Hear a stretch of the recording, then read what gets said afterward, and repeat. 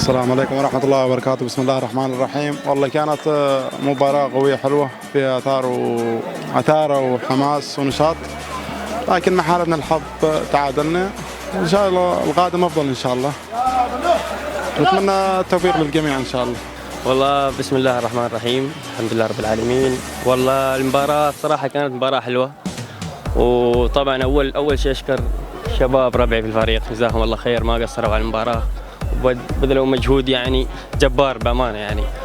كذلك الفريق الخصم ما قصر، المباراة مشرفة يعني، الفريقين كانت متساوية من طرفين، الفرص نفس الشيء متساوية.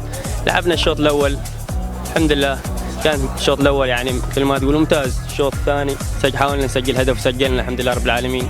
وتعرف أنت الكورة فوز وخسارة وتعادل، ومثل ما حصل يعني جاء علينا من غلط دفاعي الجول الثاني، وهو كورة يعني سهلة للحارس، لكن توفيق من الله والحمد لله رب العالمين. طلعنا بنتيجة تعادل وحنا راضين ما كتبه الله لنا يعني. بسم الله الرحمن الرحيم. نشكر عدسة مازن على تغطية للمباراة اللي اليوم.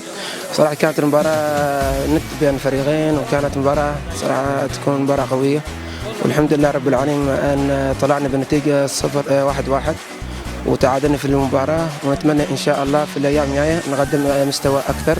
ونشكر أخواننا الداعمين على هذه جاهزيتهم، ونشكر عدسة مازن على تغطية اليوم، ونشكرهم أكثر جزيل الشكر.